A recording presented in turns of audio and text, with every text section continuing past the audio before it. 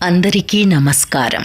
ఈరోజు సౌందర్యలహరిలోని ఆనందలహరికి సంబంధించిన 17వ శ్లోకం గురించి తెలుసుకుందాం. ముందుగా అమ్మను స్తుతిస్తూ ఓ ప్రార్థనా శ్లోకం. ఓం శ్రీమాత్రే నమః. హ్రీంకారాసనగర్భితానలసిఖాం సౌః క్లీం కళాం బిభ్రతీం సౌవర్ణాంబరధారిణీం వరసుధాధౌతాం త్రినేత్రోజ్వలాం వందే పుస్తకపాశమంకుశధరాం స్రగ్భూషితాముజ్వలాం త్వాం గౌరీం త్రిపురాం పరాత్పరకళాం శ్రీచక్ర సంచారిణీ.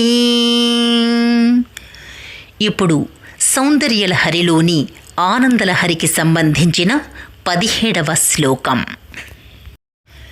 సవిత్రీభిర్వాచాంస్యసి మణిశిలాభంగరుచిభిః వసిన్యాద్యాభిస్త్వాం సహ జనని సంచింతయతి యః సకర్తా కావ్యానాం భవతి మహతాం భంగిరుచిభిః వచోభిర్వాగ్దేవీ వదన కమలామోదమధురైః.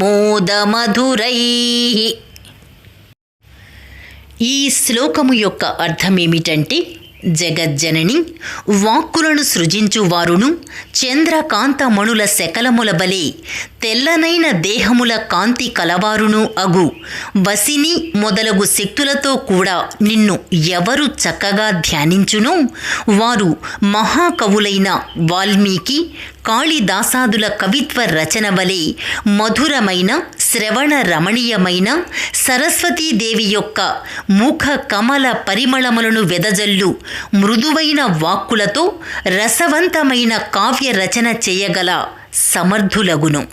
అత్యంత ప్రకాశమునకు మారుపేరైన చంద్రకాంత శిలల వంటి వసిన్యాది వాగ్దేవతలు కొలిచే నిన్ను సరస్వతీ స్వరూపముగా ఆరాధించేవారు కవీంద్రులై శారదాదేవి కృపతో అనేకానేక కావ్యాలను వ్రాయగలరు. రేపు 18వ శ్లోకం గురించి తెలుసుకుందాం.